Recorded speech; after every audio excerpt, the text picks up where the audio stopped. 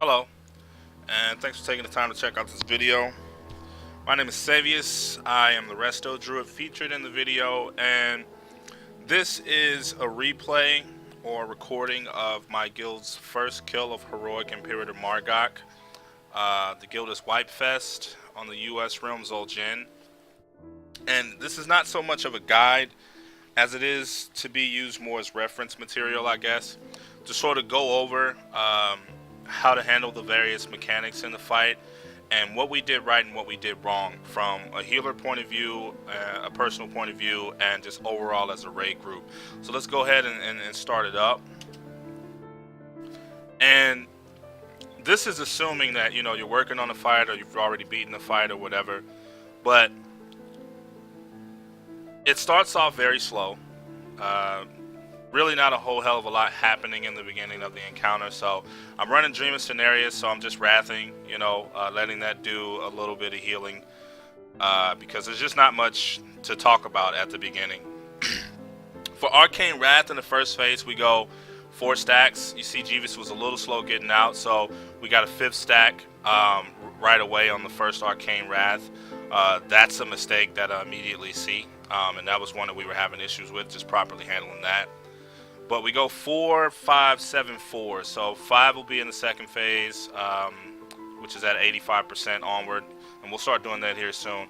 You see me pop Tree of Life. Again, is just for the sake of dealing with the first ad as easily as possible. And this Force Nova that comes out as easily as possible to help deal with the little bit of damage that it does. You'll also notice that I didn't blink over the Force Nova. And I think probably our Hunters and our Mages didn't really reposition over it as well, which we could have done with Disengage or Blink or Displacer Beast. And so that's something we need to look towards doing better, and you should definitely use that if you can to avoid the damage, because if you plan on doing the fight on Mythic, you want to avoid as much damage as you can. This phase here, the displacement phase, not very good for Druid healers, just on the strength that there's traps to worry about. There's the pushback from the Force Nova now, and then there's the knockback from when the ad dies. So there's never really a good time. See, if I wanted to trank right after there was a few people that were pretty damaged, I wouldn't have been able to really, because the trap was coming right up. And then by the time the trap spawns and we move, people have already been healed just through normal healing. So it would have been better for one of our shamans, who you see are lagging behind a little bit, if they would have dropped a healing tide or something that would have helped their own heals per second, and it would have saved them on some mana. If you can notice, both of their mana is, I wouldn't say low, but they're around 80-70%, something like that, 75%. And it's just easier. A healing tide here would have been great as well. There was actually enough time to maybe trank, or at least get like a 75% value trank off through that one. But again, it's too risky for a Tranquility to be used when there's the whole knockback situation happening. But that's pretty much all you get in the second phase: knockbacks from the giant ad, pushbacks from Force Nova. This is the only phase where there's any degree of knockback, where there's any danger of being knocked back into one of the traps. You'll also notice that while the shamans are using Healing Rain, I'm not using Wild Mushroom at all. And the reason for that is because there's just entirely too much movement in the fight for it to be that valuable. That's just how I feel. And realistically, you don't have to use it. You can get just as much healing out of like Rejuve and Wild Growth, because you're saving the mana on using Wild Mushroom anyway, so you can just get more Rejuves. Like the cost of a Wild Mushroom is like 2 Rejuves. So it's not really a big deal to not use it. I will throw one down later in the fight, and it'll be like really bad. You'll see it's very late, and the trap spawns right on top of it when I do. So here we're going into the first intermission. This is really like when the fight honestly starts, where any degree of challenge happens. And as the range, we just kind of stack up together. The fixates are to move out immediately so that there's no splash damage that happens.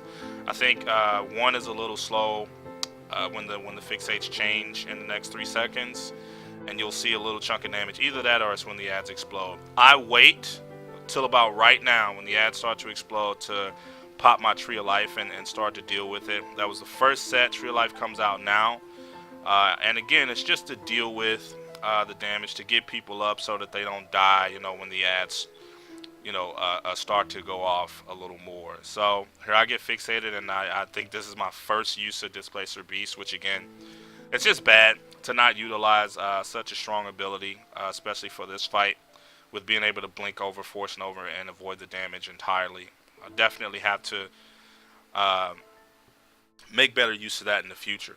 So the next or the last War Mage is about to go down, and the intermission is ending right as it dies. When that happens, we all stack up in the middle, and we don't use a Healing Tide or a Trank. Instead, we use Power Word Barrier, a Spirit Link Totem, and in some cases, Smoke Bomb from the Rogue. And that reduces a lot of the damage, helps you just AoE the rest of the ads, survive all of that explosion damage, and then move on with the next phase of the fight. So here we are in phase 3. First trap comes out. You want to continue to avoid those. We go 7 stacks on Arcane Wrath in this phase. Sox has a 5 stack on him right now. Again, he doesn't move because obviously it's only 7, so he takes the damage. What's going to happen, you have our first ad right here, but he gets a 7 stack, and you'll notice his health is actually not going to move. It's not moving at all. Nope, never mind. It actually did. I thought he deterrenced it. I think he's going to deterrence here, this 9 stack. Right, yeah, see right there he deterrence the 9 stack, which is really good. We weren't supposed to get a 9 stack.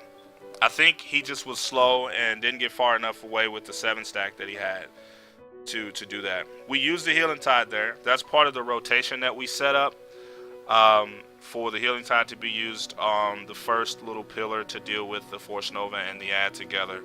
Because the ad lives longer in this phase, it does more damage overall, because it takes longer to die, obviously. Other than that, nothing really special, other than the fact that the tank gets Market Chaos and he gets rooted when that happens. He can't move, so we have to move away from him. So that's why you see us rotating around the room in this particular phase. Now some crazy shit's about to happen. Sox had 8 stacks. That's another slip up on our part. For one, again, he wasn't supposed to have an 8 stack. It never should have gone past 7. So that's more poor handling of Arcane Wrath on our part. You also notice someone popped a trap. I think it was the Holy Paladin Creed. He popped a trap. He died to it. That also did a lot of damage to the raid. Treesus was also supposed to Tranquility. That quite possibly could have saved Sox if he had blown his Trank at the appropriate time instead of waiting. He didn't Trank until after that trap exploded. So if that screw up hadn't happened, he may not have Tranked at all. So that's something that he specifically needs to get better at. Better timing with his cooldowns and things like that. But that was just another screw up on our part of both Arcane Wrath mechanics, someone messing up a trap, and of course the healers being a little too slow to respond to the damage that was coming out. I even had Iron Bark that I could have used on Sox when he had that 8 stack, and I just didn't think to do it. So that was a lack of awareness on my part.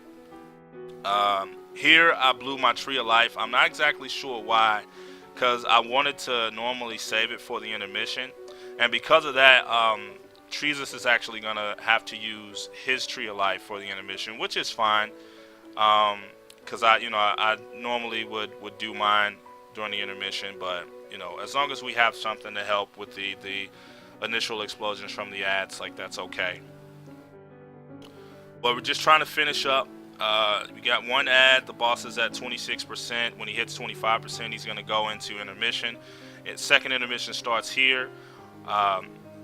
I didn't use a potion yet, and I'm going to at this moment. This is actually risky with the War Mages, realistically. It would have been better if I was faster at using the pot, because had I gotten fixated, I would have interrupted the channel, and I would have lost a lot of value in that potion. So just need to be faster on that.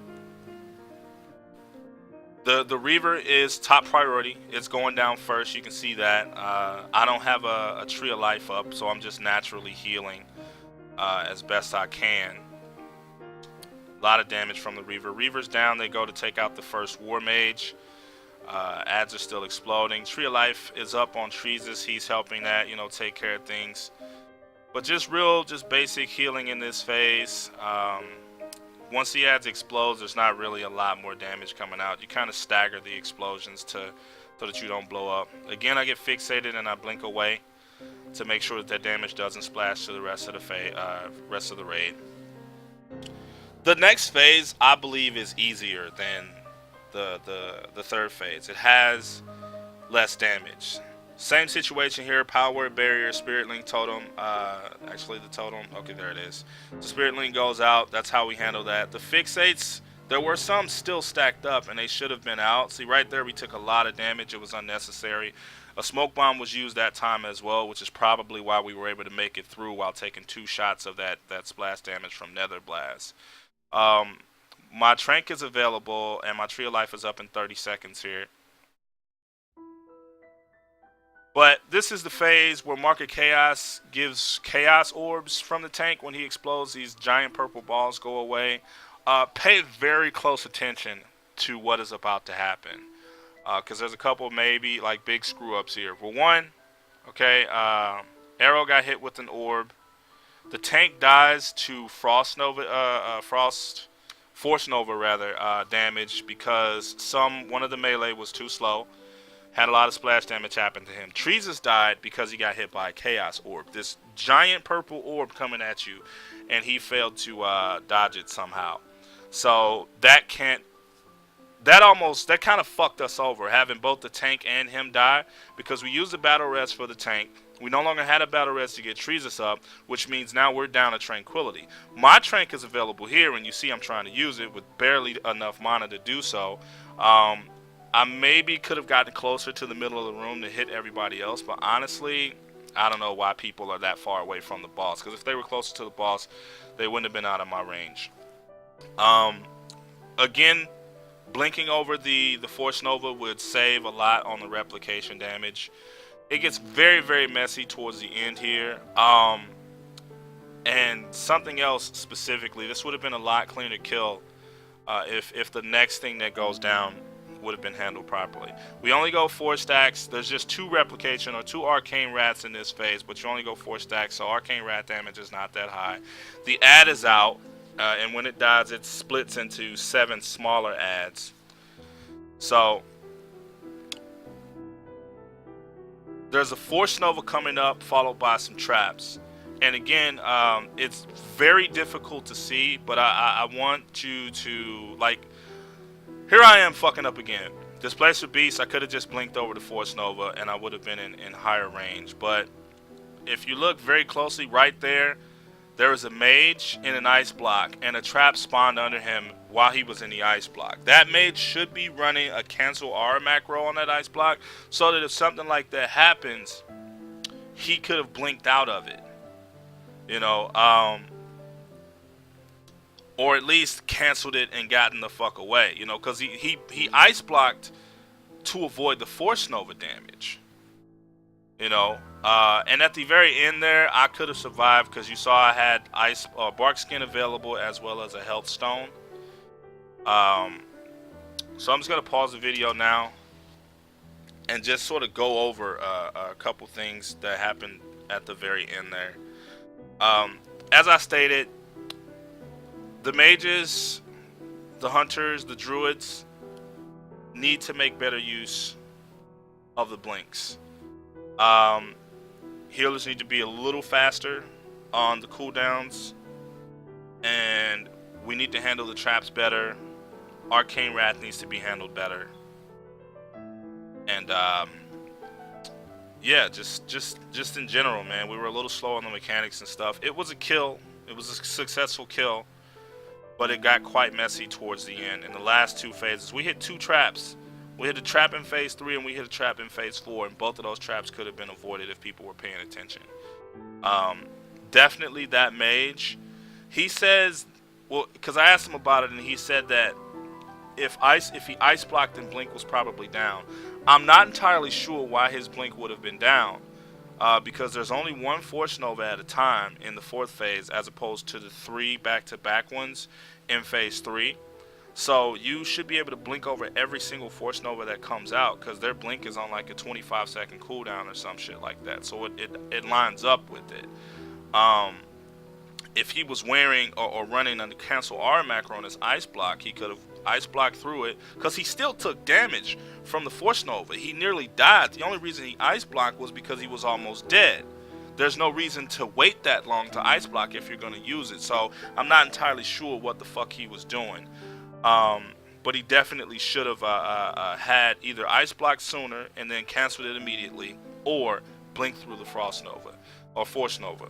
So we need to specifically use our repositioning abilities better, pay closer attention to Arcane Rad to make sure we're not getting more stacks than we are supposed to, and avoid hitting the fucking resonance traps, the mines, whatever you want to call them. Don't activate those, because the more of those you activate, the more mana your healers have to spend that they shouldn't have to spend. Destructive resonance should never be in your damage breakdown if you intend to kill that boss, because I'm almost certain that if it happens in Mythic, it is a wipe, guaranteed. The damage is high enough as it is in Heroic. I can't imagine it being recoverable in Mythic. But yeah, that's pretty much it, man. That's my analysis of our first Heroic kill on Imperator Mar'gok. Hopefully this helps us improve, and this helps anyone else who watched this video improve their performance on this encounter. If you haven't killed it, hopefully this video will help you get closer to a kill or get a kill. And if you have killed it, as I said, hopefully this helps you clean up your kills and make them as close to perfect as they can possibly be. So once again, thanks for watching, man, and thanks for checking me out. I apologize for the low quality of the video. It was some weird encoding issues, but anyway, that's gonna do it for me, man. So yeah, thanks for watching.